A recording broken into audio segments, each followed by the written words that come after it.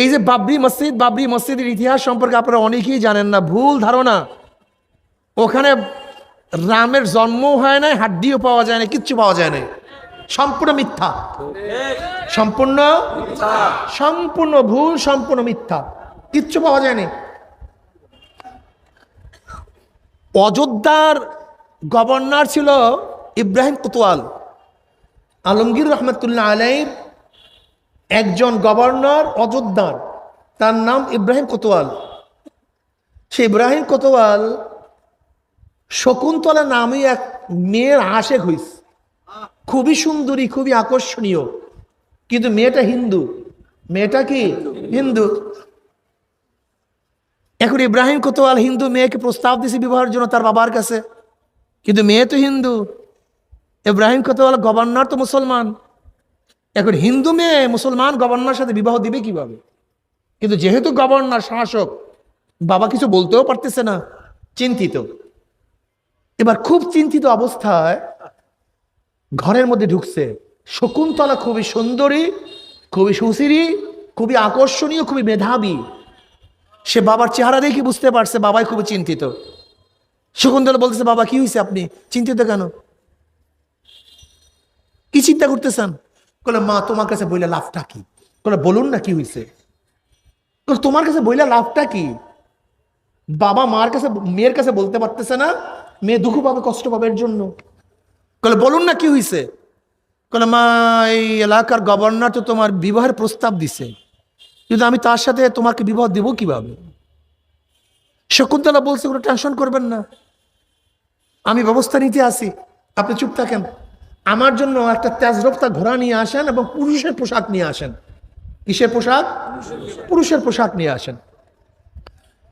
শকুন্তলা জানতো বাদশাহ আলমগীর রহমতুল্লাহ আলাইহি প্রতিদিন জুমার পরে সমস্ত জনগণের অভিযোগ শুনেন, সবাই কাতারে দাঁড়ায়া যায়, আর এই হযরত আলমগীর রহমতুল্লাহ মাঝখান থেকে হাঁটেন, অভিযোগ শুনেন। এবার শকুন্তলাও পুরুষের পোশাক পরে নিকাব লাগায়া সেই পুরুষের কাতারের মধ্যে দাঁড়ায় গেছে। আলমগীর রহমতুল্লাহ আলাইহি অভিযোগ শোনেন।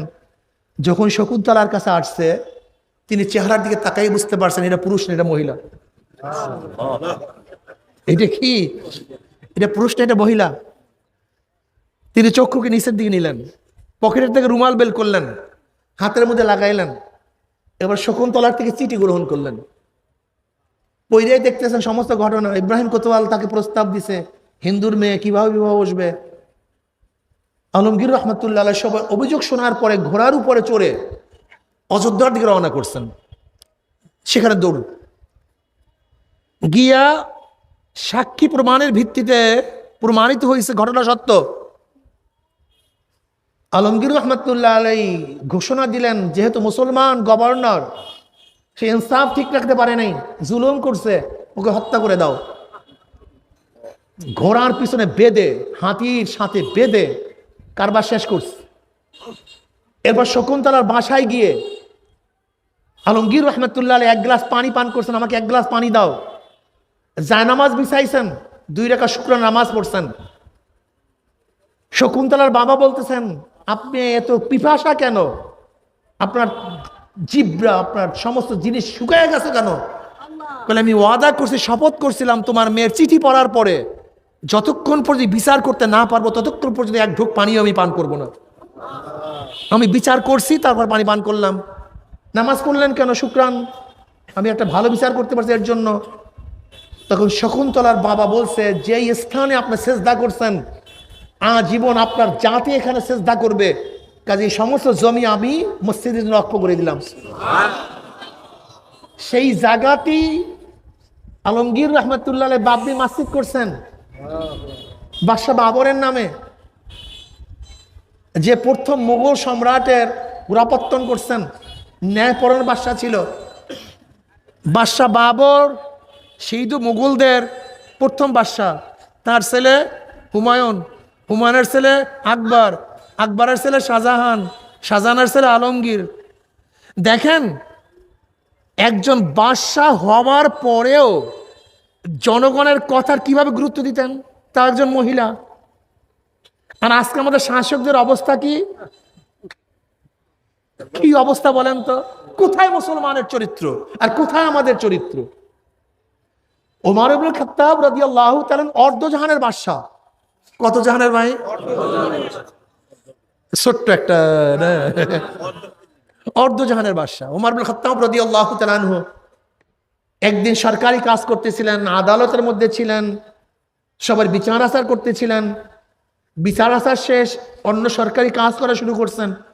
হঠাৎ এক যুবক এসে বলতেছে, আমার সাথে অমুকে খারাপ ব্যবহার করছে, আমার বিচারটা করে দেন। ওমর ইবনে খাত্তাব রাদিয়াল্লাহু বললেন, এতক্ষণ আমি ইজলাসের মধ্যে ছিলাম, তখন তুমি অভিযোগ দিলা না, এখন আমি অন্য কাজে ব্যস্ত, তুমি এখন অভিযোগ নিয়ে আসছো? কারণ আমার বিচারটা করে দেন। ওমর ইবনে খাত্তাব রাদিয়াল্লাহু তাআলা এখন বিচার নিতে আসছো, বেয়াতুটে একটা বাড়ি লেগে আছে, যা পরে আস। বাড়িতে যাওয়ার পরে হঠাৎ চিন্তা করছেন, আমি বিচার করব না, তাকে তো বললেই হইতো, আমি পিটানটা দিলাম কেন? এটা জুলুম। যদিও কিয়ামতের ময়দানে আমার বিরুদ্ধে আল্লাহর কাছে নালিশ দেয়। মুসলমান বুঝো, আসি একজন মুসলমান এখানে কন্ত, আমি তো নাই, আমি তো নাই, আমি তো নাই। কি মুসলমান? এই তো কি এগুলি কিসের মুসলমান? কি বলছে আমাদেরকে মুসলমান? ওমর ইবনে খাত্তাব যে অর্ধজাহানের বাদশা, রোমের সম্রাটটা যার নাম শুনে কাঁপত। শয়তান যাকে দেখলে রাস্তা ছাড়িয়া পালাইয়া যেত, শয়তান ইবলিস, যে ওমরকে রাস্তা দেখলে রাস্তা ছাড়িয়া পালাইয়া যাইত। একদিন শয়তান ঢুকবে, নবী আলাইহিস সালাতু ওয়াস সালাম দেখতেছে শয়তান ঢুকতে পারতেছে না। নবী, কিরে তুই ইবলিস ঢুকতে পারে না? ওই যে ওমর দাঁড়াই আছে, ভয় লাগে। এই হলো ওমর, যে ওমর ইবনে খাত্তাব রাদিয়াল্লাহু তাআলা আনহু যেই দিকে সৈন্য প্রেরণ করছেন সেই দিকেই বিজয় অর্জন করছে। তামাম নবীদের পরে মর্যাদার দিক থেকে দ্বিতীয় স্থান অধিকার করছেন। যার অনুকূলে কোরআনের বহুত আয়াত নাজেল হয়ে গেছে, যার অনুকূলে কোরআনের বহুত আয়াত নাজেল হয়েছে। বুখারীর মধ্যে রওয়ায়াত আছে, নবী আলাইহিস সালাতু ওয়াস সালাম বলেন, ওমর বোঝেও ঠিক বলেও ঠিক। ওমর বোঝার মধ্যে গলত নেই, যা বোঝে ঠিক এবং যা বলে তাও ঠিক। এই ওমর ইবনে খাত্তাব রাদিয়াল্লাহু তাআলা সাধারণ মানুষকে বেতের আঘাত করার পরে তার মনের মধ্যে চিন্তা শুরু হয়ে গেছে, আমি বাড়িটা দিলাম কেন? একজনকে পাঠাই, যাও তাকে ডাইকে নিয়ে আস, তাকে ডাইকে নিয়ে আস। এবার ওমর ইবনে খাত্তাব রাদিয়াল্লাহু তাআলা তার পিঠের উপর থেকে কাপড় ফালাইয়া দিস, তার হাতে ব্যাট দিছে, তুমি আমার পেটের মধ্যে আমার পিঠের মধ্যে ব্যাট লাগাইয়া দাও।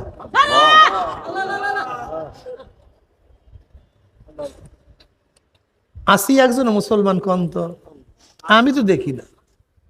দেখেন আগেকার জমানার মুসলমানদেরকে দেখা মানুষ ইসলাম গ্রহণ করত, আর আমাদেরকে দেখা মানুষ ইসলাম থেকে ভাগে।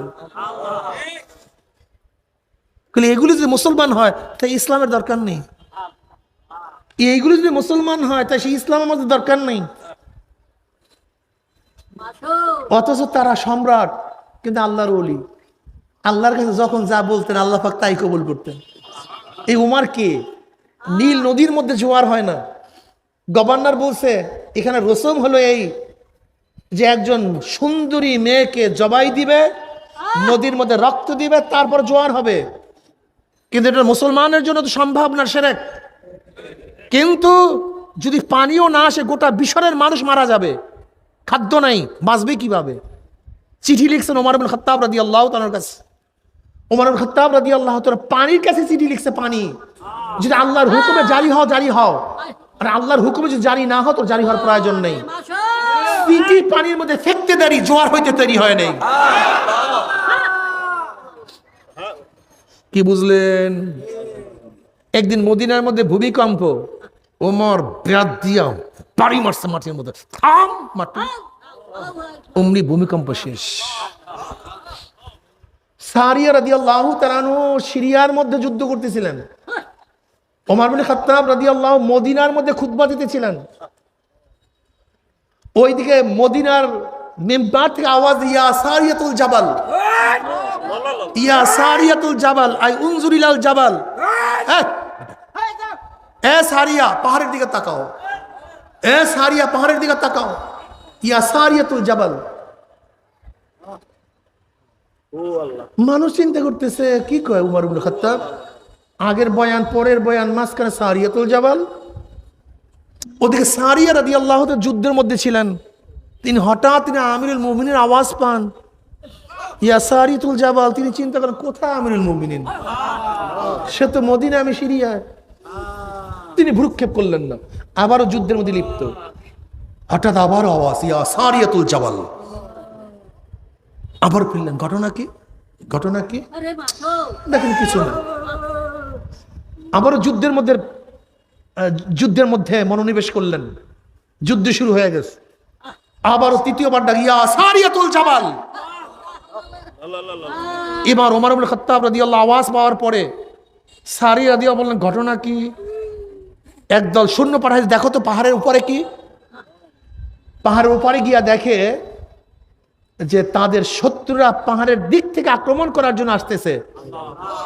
যদি ওই মুহূর্তে আমিরুল মুমিনিনের আওয়াজ না পাইতো, তাহলে একজনও যুদ্ধের ময়দান থেকে বাঁচতে পারতো না। সবাই, মদিনার মানুষ আশ্চর্য, সারিয়া রাদিয়াল্লাহু তাআলা কাফেলা আশ্চর্য, সবাই অপেক্ষা আছে সারিয়া আসুক। সারিয়া রাদিয়াল্লাহু তাআলা যখন যুদ্ধ ক্ষেত্র শেষ করে বিজয় ভেসে মদিনার মধ্যে প্রবেশ করতেছিলেন, সাহাবারা দৌড়ে গেছেন, ভাই সারিয়া অমুক টাইম অমুক দিন জুমার সময় আমিরুল মুমিনিনের কোনো আওয়াজ পাইছো? হ্যাঁ ভাই, তো সেও তো আশ্চর্য, ঘটনা কি? হ্যাঁ আওয়াজ পেয়েছি। কি আওয়াজ পেয়েছো? আমি যুদ্ধের মধ্যে ছিলাম, হঠাৎ আমিরুল মুমিনিন বলছি ইয়া সারিয়াতুল জাবাল। তা আমি চিন্তা করলাম আমিরুল মুমিনিন কোথা থেকে আমাকে ইশারা করবে, আওয়াজ দিবে। আমি ভ্রুক্ষেপ করিনি, আবারও আওয়াজ, ভ্রুক্ষেপ করিনি, আবারও আওয়াজ। আমি পাহাড়ের উপরে সৈন্যদল প্রেরণ করলাম, তারা দেখতেছে ওদিক থেকে শূন্য, আমাদের শত্রু শূন্য আক্রমণ করার জন্য আসতেছে। আল্লাহর কসম, ওই দিন যদি আমিরুল মুমিনের আওয়াজ না পাইতাম, তাহলে একজন মুসলমান আজকে বাঁচতে পারতাম না। ও ওমর ইবনে খাত্তাব আওয়াজ দেয় মদিনায়, বাতাস পুছায়া দেয় সিরিয়ায়। কি বুঝলেন? আল্লাহর ওলি। এরা কি? অথচ বাদশা, আল্লাহর ওলি। আপনি কি জানেন দিল্লির জামে মসজিদ কার নির্দেশে হয়েছে? বাদশাহ শাহজাহান একটা মসজিদ স্বপ্ন দেখছে, মনের মধ্যে এরাদা করছে এই ডিজাইন একটা মসজিদ করবে, ভুলে গেছে। আর্কিটেক্ট ইঞ্জিনিয়ার ডাকছে, আর্কিটেক্ট ইঞ্জিনিয়ার আসো, আমি একটা মসজিদ স্বপ্নে দেখছি, সেই অনুযায়ী মসজিদ করবো। ডিজাইন বলেন, ভুলে গেছি। আমি কিভাবে বলবো?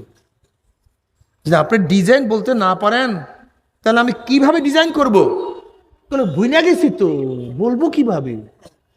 আমার কাজ না, আধ্যাত্মিক লাইনের লোক ডাকেন, এটা তারা পারবে। ওই জমানার সবচেয়ে বড় বুজুর্গ ডাকছেন কে? বাদশাহ শাহজাহান। দিল্লির জামে মসজিদ করছেন বাদশাহ শাহজাহান, ডাকস। আল্লাহর ওলিরা তো তাদের কারামতকে গোপন করে, আর আমরা খালি কারামত না থাকলেও প্রকাশ করি। বুজুর্গ বলছে আমি তো বুজুর্গ না ভাই, বাদশাহ নামদার, আমি তো বুজুর্গ না। কে বুজুর্গ?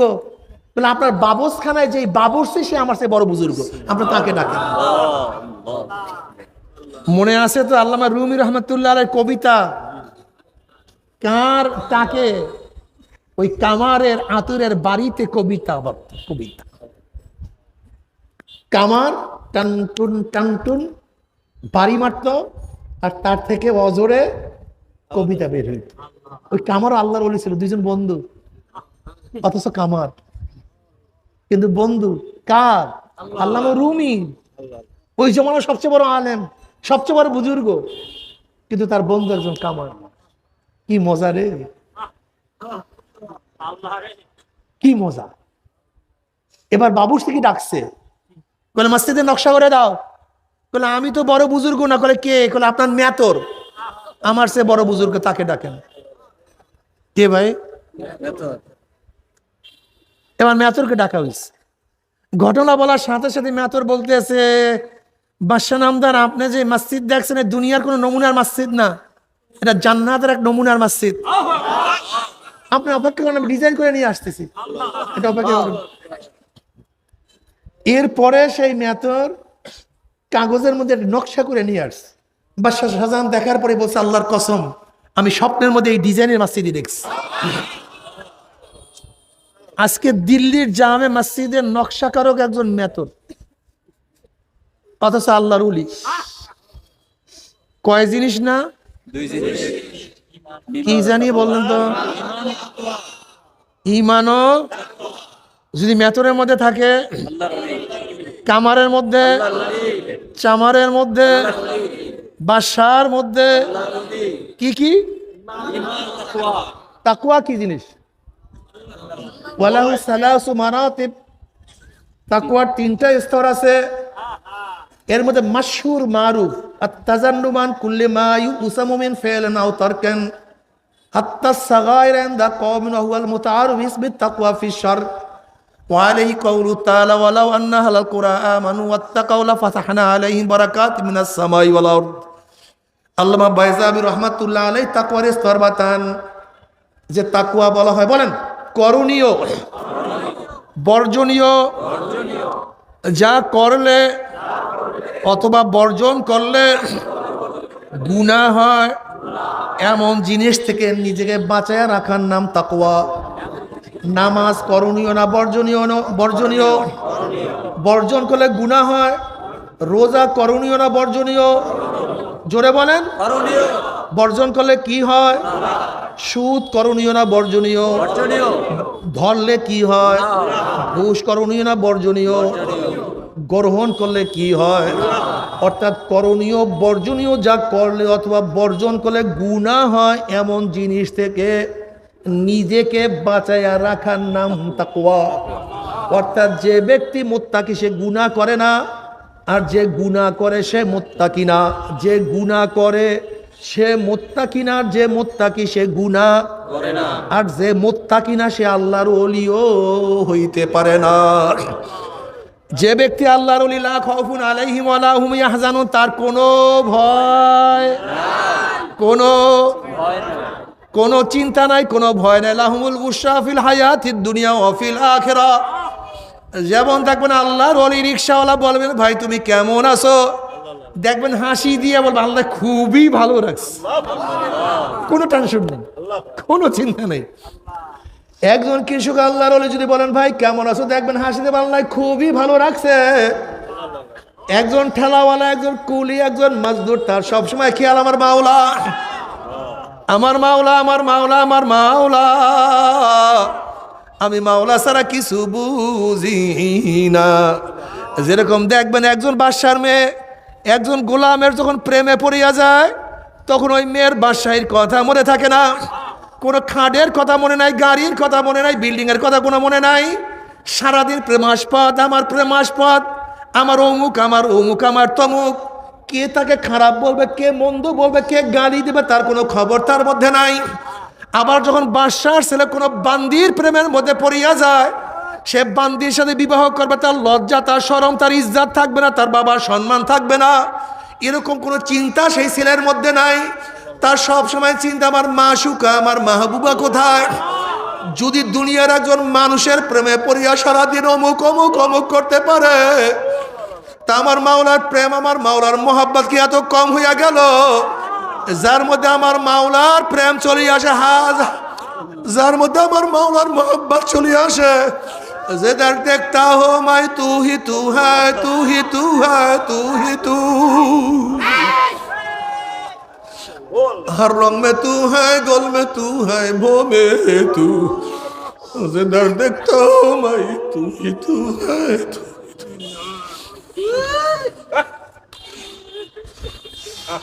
যেদিকে আমার মাওলা নামাজের দৌড়ে আমার মাওলাই কই, সেজদার মধ্যে আমার মাওলাই কই, রুকুর মধ্যে আমার মাওলাই কই, রোজার মধ্যে আমার মাওলাই কই। আহারে জিকিরে বই আমার মাওলাকে ডাক দেয় আল্লাহ আল্লাহ। কত আল্লাহর উলিলা বলছে যখন আমি আল্লাহকে ডাক দেয় আমার জিহ্বার মধ্যে মিঠা মিঠা লাগে। আমার আল্লাহ নিজেই তো বলে আলা বিজিক্রিল্লাহি তাতমাইন্নুল কুলুব, জিকিরই একমাত্র মুমিনের কলবকে শান্তি করিয়া দেয়।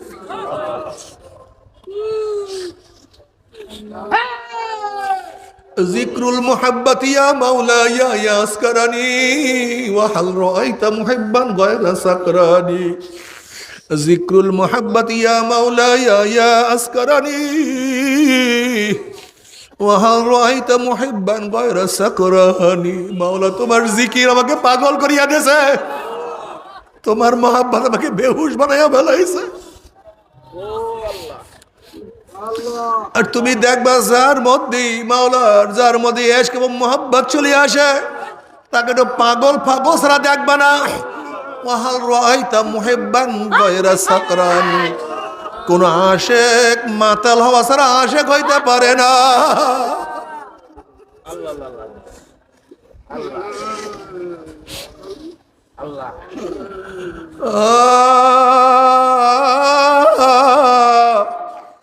মাওয়ারে যদি মাওলার আশিক হইতে পারো, মাওলার পাগল হইতে পারো, যদি মাওলার ধ্যান ও খেয়াল কলবের মধ্যে একবার জমা করতেই পারো, তখন তোমার অবস্থাটা কেমন হবে তুমি কি জানো? আল্লাহ, তখন দেখবার নামাজ ছাড়া ভালো লাগে না, রোজা ছাড়া ভালো লাগে, সুন্নাহ ছাড়া ভালো লাগে না। তুমি এমন মাওলার পাগল হয়ে যাবে, আল্লাহ তুমি কবুল করে।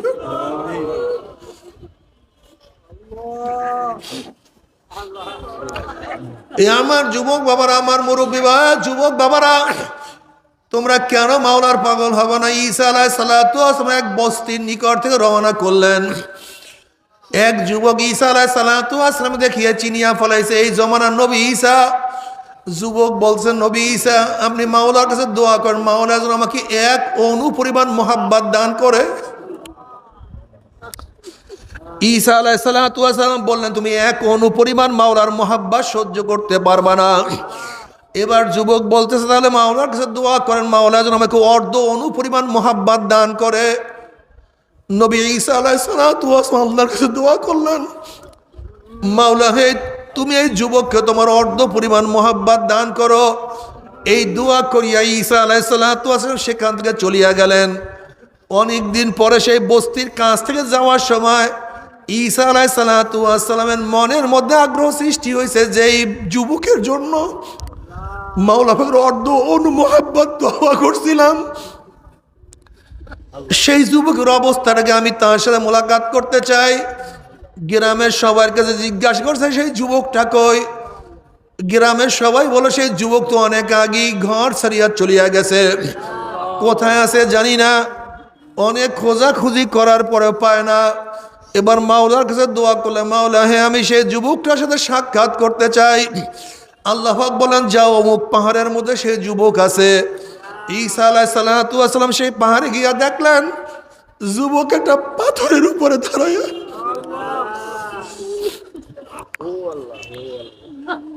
যুবক একটা পাথরের উপরে দাঁড়াইয়া আসমানের দিকে তাকাইয়া কার সাথে যেন কথা বলতে আছে, মুখ দাঁড়ায় আর কথা বল।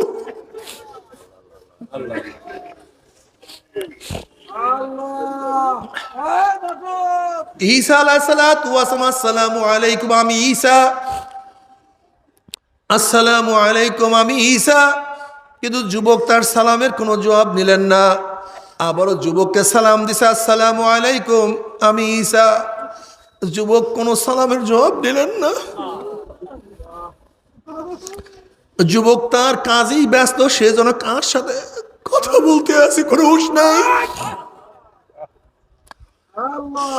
এবার আবারও সালাম দিছে, আসসালামু আলাইকুম আমি ঈসা। এবার আমার মাওলা ডাক দিয়া বলে, ও ঈসা, যার কলবের মধ্যে আমার অর্ধ পরিমাণ মোহাব্বত ঢুকছে সে আমি বাহিরে অন্য কাউকে চিনতে পারে না, অন্য কাউর পরিচয় তার মধ্যে जिधर देखता हो भाई तू ही तू है, तू ही तू है, तू ही तू। এ আমার যুবক বাবারা, কত যুবকরা আমার মাওলার পাগল। ও মুরব্বী বাবারা, কত মুরব্বী আমার মাওলার পাগল। তুমি কেন মাওলার পাগল হবে না? এ আমার মা বোনেরা, তুমি কি দেখো না কত মহিলার আমার মাওলার পাগল।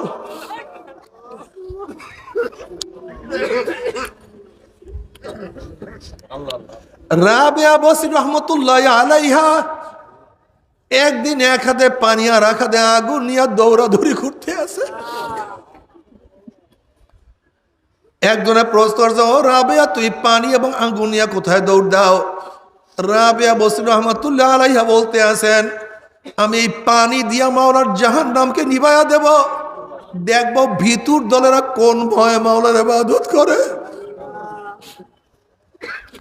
আর আমি আগুন দিয়া মাওলার জান্নাতকে জ্বালায়া দেব, দেখবো লুবির দলেরা কোন আশায় কোন লোভে মাওলার ইবাদত করে। ওরা তো আমার মাওলার প্রেমে পড়িয়া মাওলার ইবাদত করে না। এ আমার যুবক বাবারা, মহিলারা, ও পর্দারা মা বোনেরা, যদি মাওলার প্রেম নিয়া মাওলার মোহাম্মত নিয়া গুনাহ খাতা মাফ করাইয়া মাওলার কবরে যাইতেই পারো, আমার মাওলার কবরটাকে জান্নাতের বাগিচা বানাইয়া দেবে। তুমি কি দেখো নাই কত আল্লাহর ওলিদের মাওলার লাশের সাথে কত সুন্দর ব্যবহার করছে? তাদের লাশ পর্যন্ত মাটি পচাইতে পারে না।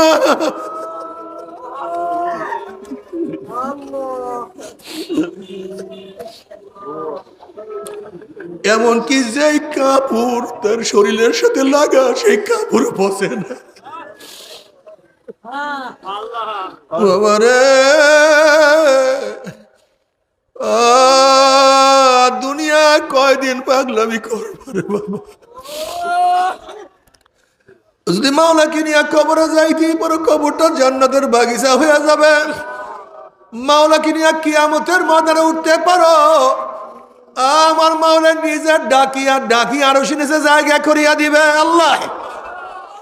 তারা শুধু নূরের মধ্যে দৌড়াই পাবে, নূরুম ইয়াসা বাইনা আইদিহিম ওয়া বিআইমানিহিম। তাদের ডাইনে নূর, বামে নূর, সামনে নূর, পিছনে নূর। নূরের মধ্যে দৌড়াই বলবে মাওলাই কই, আমার মাওলাই কই। আল্লাহ আল্লাহ আল্লাহ।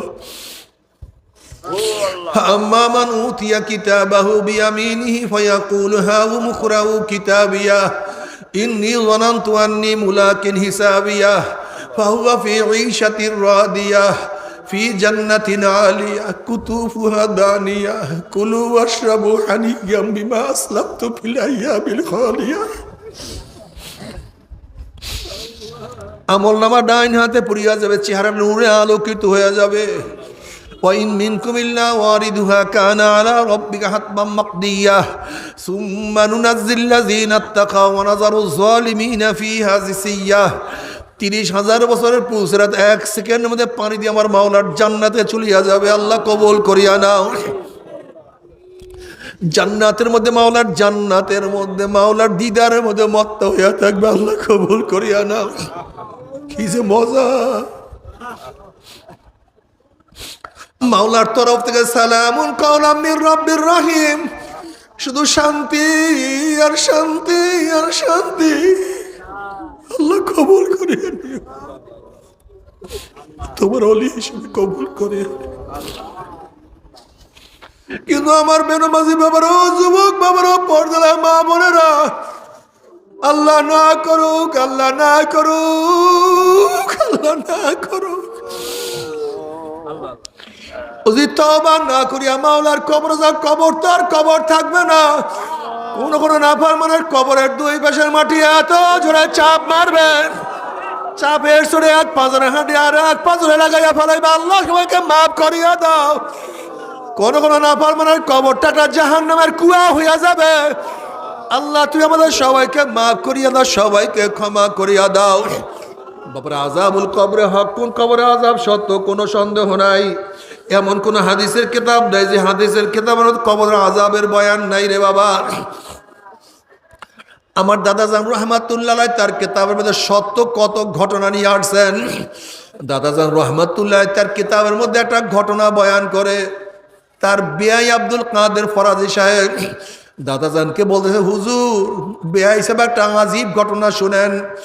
ঢাকার ম্যাক্স ফ্যাক্টরি মালিক, বহুত বড় লোক, সারাদিন টাকা পয়সা নিয়ে ব্যস্ত থাকুন, নামাজ রোজার কাছেও যাইতো না। সেই ব্যক্তি মারা যাওয়ার পরে তাকে দাফন কাফন করে আমরা সবাই চলে আসলাম। তার বড় ছেলে বলতে আছে, আমার 1000 টাকার একটা চেক পড়িয়া গেছে, এই মাত্র দাফন করলাম, চেকটাকে নষ্ট করিয়া কি লাভ। আমরা সবাই পরামর্শ করিয়া যখন তার কবর থেকে মাটি উঠানো শুরু করলাম, হঠাৎ দেখি কবরের মধ্য থেকে ধোঁয়া বাহির হওয়া শুরু হয়ে গেছে। আমরা বললাম এগুলি কিছু না, মনে হয় যেন গ্যাস ফরম করছে বা অন্য কিছু হয়েছে। বিয়া হিসাব যখন আস্তে আস্তে বাঁশ উঠাইলাম, ধোঁয়া পরিষ্কার হয়ে গেছে। যখন লাশের দিকে তাকাইলাম, তখন দেখি লাশের জিভটা টানিয়া না বিস্তার ঝুলাইয়া ফেলাইছে, হাত পা ভাঙে আগুন করিয়া ফেলাইছে। আগুনের সামনে চেহারাটা পুড়িয়া শুয়ারের চেহারার মতো হয়ে গেছে। এই অবস্থা দেখি আমরা চিল্লাতে বেহুশ হয়ে পড়িয়া গেছি।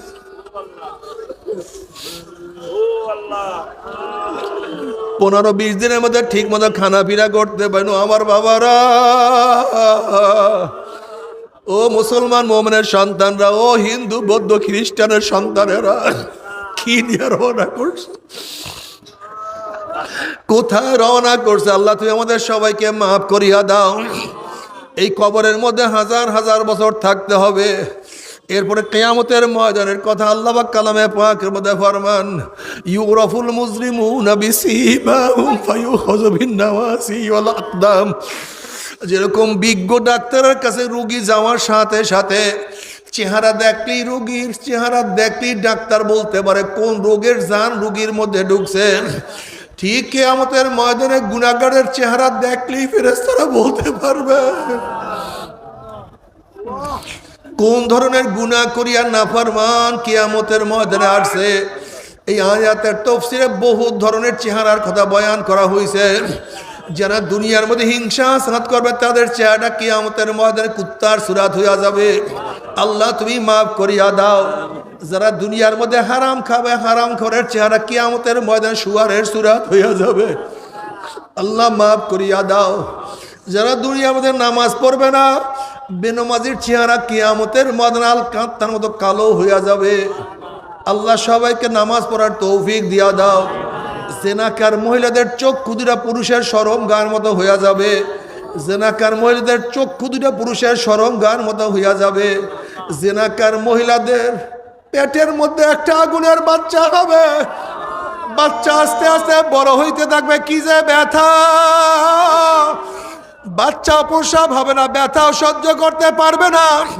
বাচ্চা শুধু মাথা বাইর হবে, ওই মাথার মধ্যে জাহান্নামের শিকল লাগাইয়া হাজার হাজার হাজার বছর টানতে থাকবে, কিন্তু বাচ্চার প্রসব হবে না। আল্লাহ আল্লাহ তুমি আমাদের সবাইকে মাফ করিয়া দাও।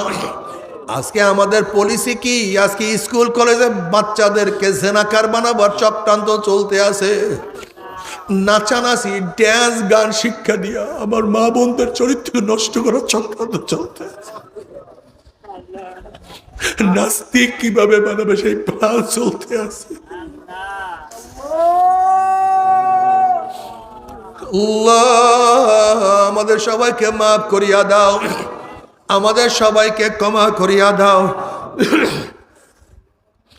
وأما من أوتي كتابه بشماله فيقول يا ليتني لم أوت كتابيا ولم أدري ما حسابيا يا ليتها كانت القاضية ما أغنى عني ماليا هلك عني سلطانيا خذوه فغلوه ثم الجحيم صلوه ثم في سلسلة ذرعها 70 ذراعا فاسلكوه।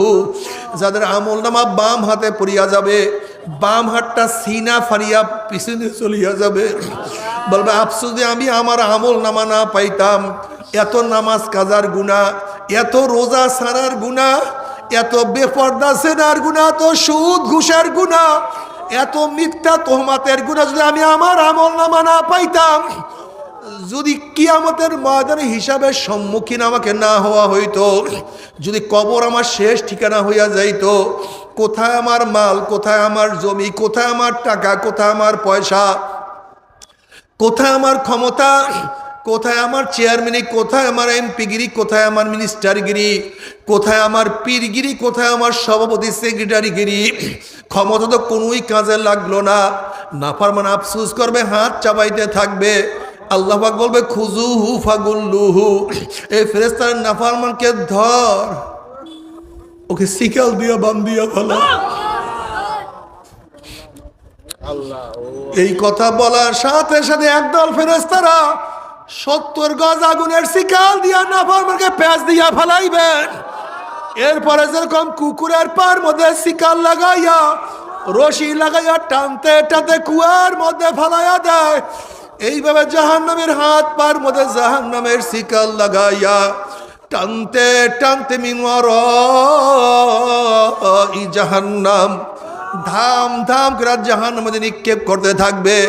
যখন জাহান্নামে নিক্ষেপ করে 70 বছর পর্যন্ত, 1 বছর 2 বছর 5 বছর 10 বছর নয়, 70 বছর পর্যন্ত জাহান্নামে যাইতেই থাকবে, যাইতেই থাকবে, যাইতেই থাকবে।